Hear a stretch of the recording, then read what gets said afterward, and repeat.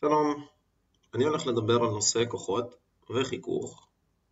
אני אדגים באמצעות שתי דוגמאות של לקוחות ממבחני מה"ט, אחת מהן מחורף 2015.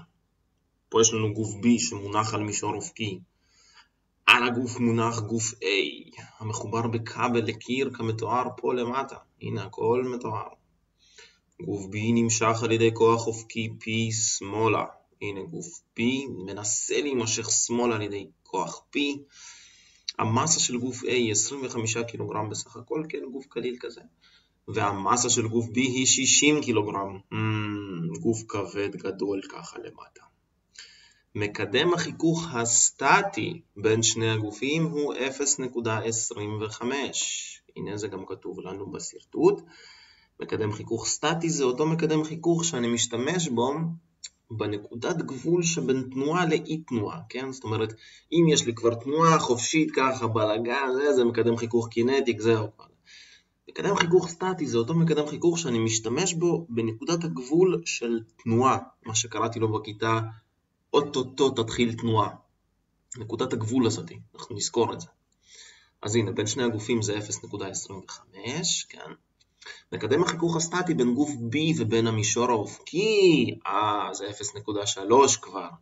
כלומר, מצד אחד יש לנו חיכוך מסוים פה, 0.25, וחיכוך קצת יותר משמעותי, כן, קצת יותר משמעותי, כן, המשטח כנראה מחוספס כזה, כן, של 0.3 פה למטה.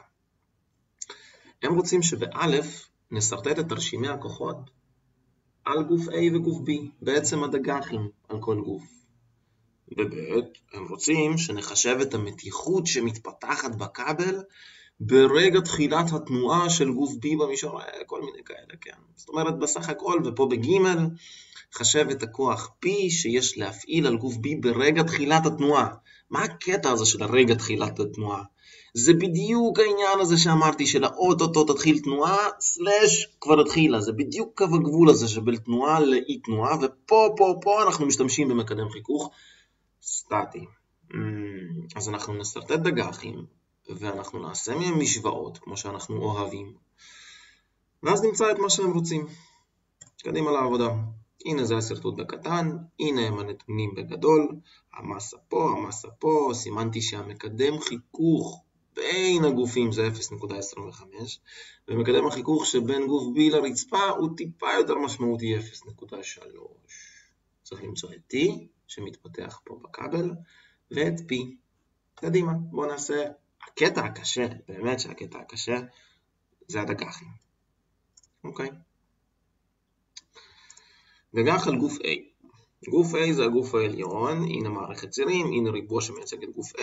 הכוח היחיד שפועל ממרחק זה כוח המשיכה M של A כפול G. עכשיו אנחנו עושים סריקה, כמו שעושים סריקה מסביב לבניין, ככה אנחנו עושים סריקה מסביב לגוף A. ואנחנו מחפשים כוחות שבאים במגע, גוף A. מה בא איתו במגע? אז מה יש לנו? יש לנו את הכבל שמותח במתיחות T ימינה. אבל מה? הוא באלכסון. באלכסון אנחנו לא אוהבים, הוא לא אוהב. הנה, הוא לא אוהב את זה. אז מה אנחנו עושים? מפרקים לפי הזווית, לקוסינוס ולסינוס. עכשיו, לאט לאט, הנה עצרנו פה, סליחה.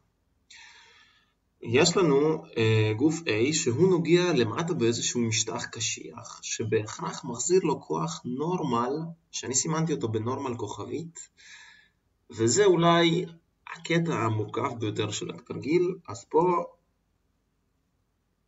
יתר תשומת לב, מה שנקרא. אוקיי. אם נזכר בנושא מבנים, היה לנו שם עניין כזה של שתי קורות, שכשהן נוגעות אחת בשנייה בציר מסוים, אז אחת מפעילה כוח מסוים על השנייה, והשנייה מפעילה את אותו הכוח על הראשונה, רק בסימן הפוך. אז זה מה שקורה לנו פה בין גוף A ל-B. מאחר וגם גוף A וגם גוף B הם מעניינים אותנו, כן, תכף נעשה דגח על גוף B, אז מאוד חשוב לי מהכוחות האינטראקציה, זאת אומרת, הכוחות שהם מפעילים אחד על השני, כן? אין כוכב, זה בעצם הכוח שגוף B מפעיל על גוף A למעלה. כתוצאה מקיומו של הכוח הזה, שזה בעצם מעין כוח הצמדה בין שני הגופים, כן? עד כמה הם צמודים אחד לשני, נוצר לו כוח חיכוך, כן? כוח חיכוך, שזה 0.25 כפול n כוכב, כן? מיו כפול n. 0.25 זה מקדם החיכוך בין הגופים, כפול מידת ההצמדה ביניהם, n כוכב. למה שמאלה ולא ימינה יהיו וישאלו? תראו, אם לא היה לי פה את הכבל הזה, אז גוף A היה עם החיכוך פה מספיק גדול, כן? זאת אומרת, P מושכת B שמאלה, וגוף A נגרר אחריו. עכשיו נניח שיש לי בן אדם, נניח שיש לי איזשהו בן אדם מוזר כזה, שהוא בחיים שלו מצליח לראות רק גופי A. אין לו יכולת לראות גופי B. אז כשהוא מסתכל על זה, הוא רק רואה את גוף A, ומה הוא רואה? שגוף A נע שמאלה. ואז הוא שואל את עצמו, P, איך זה יכול להיות שגוף A נע שמאלה? ואז בא תלמיד או סטודנט מכיתת מכניקה טכנית, א' בוקר, ואומר לו, תשמע, גוף A נע שמאלה כי פועל עליו חיכוך שמאלה. הנה, בזכות הכוח הזה הוא נע שמאלה, אז הכוח הזה רוצה לגרור אותו שמאלה. נעבור לגוף B. גוף B, אוקיי, יש לנו שוב מערכת צירים, גוף B מלבני כזה. אוקיי, כמו במבנים שיש לנו כוחות פנימיים שחוזרים על עצמם רק בסימן הפוך, ככה גם פה. כוחות הכוכבית האלה שראינו פה חוזרים על עצמם בדגך B רק בסימן הפוך. n כוכב, אם גוף B הפעיל על A n כוכב למעלה, אז גוף A לא נשאר פרייר, הוא מפעיל בחזרה על גוף B כוח, אותו כוח n כוכב. ואותו דבר גם לגבי 0.25 n כוכב. כלומר, כוחות הכוכב הם הכוחות הפנימיים שהופכים כיוון. יפה. כמובן שלגוף B יש מסה, אז יש לו משקל, mbg. יש כוח P, אוקיי, ברור, יש משהו חיצוני שקוראים לכוח P שמאלה. ולבסוף יש, הרי גוף B גם מונח על משטח קשיח, אז יש לו נורמל משלו, אבל מה? לנורמל הזה צמוד כוח חיכוך, שהפעם נשתמש ב-0.3, כי אמרנו שמקדם החיכוך בין ה-B לרצפה הוא גדול יותר, 0.3. למה ימינה? כוח החיכוך רוצה להתנגד לתנועה, B רוצה לנוע שמאלה, אז כוח החיכוך ינסה להתנגד לזה, כלומר יפעל עליו ימינה.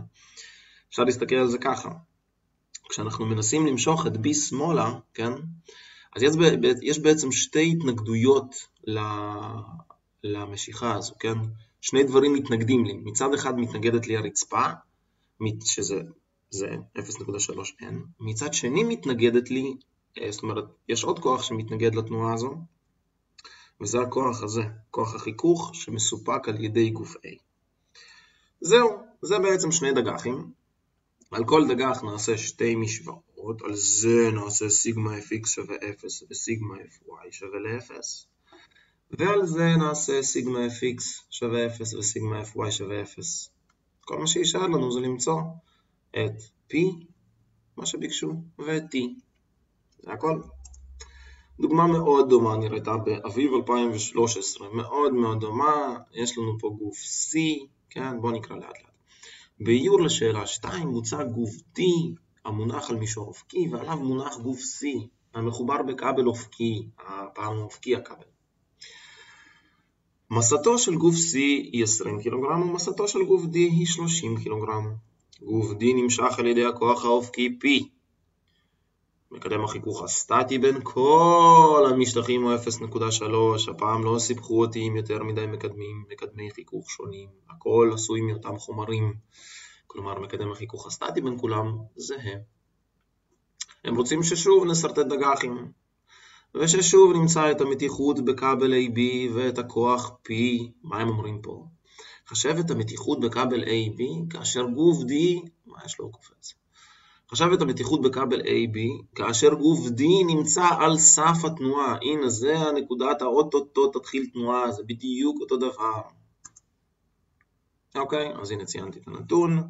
הנה דגח על גוף C, הגוף העליון, משקל T דוך ימינה, כי הכבל קשור אופקית וכבל יכול רק למשוך אליו. נורמל כוכבית זה הכוח הפנימי הזה ש-D מפעיל על C. צמוד ל-N כוכב יש את המקדם חיכוך כפול N כוכב, כן? חייב. מקדם חיכוך כפול N כוכב. ושוב שמאלה, כן? כי מישהו רוצה למשוך את C שמאלה, החיכוך רוצה למשוך אותו שמאלה. כל מה שנשאר זה דגח על גוף D. הנה הוא גוף D, הנה הם שני הכוחות ששוב הופכים סימן. כן? הירוקים האלה, הפנימיים האלה, כוחות הכוכבית. יש לו משקל, כן? הכוח היחיד שפועל מרחוק, כל שאר הכוחות פועלים במגע, כמו כוח P שרוצה למשוך אותו שמאלה. וכמובן, מאחר ו-D מונח על משטח משלו, יש נורמל חדש, הנורמל הזה הוא לא כמו הנורמל הזה. לא, זה נורמל אחר. הנורמל הזה זה הנורמל שהוא מרגיש מהרצפה, לנורמל הזה צמוד הכוח חיכוך, שזה 0.3 כפול אותו הנורמל, כן? הם כל הזמן באים בזוגות כאלה. ושוב, למה ימינה? מאותה סיבה שציינו קודם. זה הכל, גם פה נעשה. סך הכל נקבל 4 משוואות, 2 משוואות על הבחור הזה, 2 משוואות על הבחור הזה, וזה כל הסיפור. תודה רבה, בהצלחה.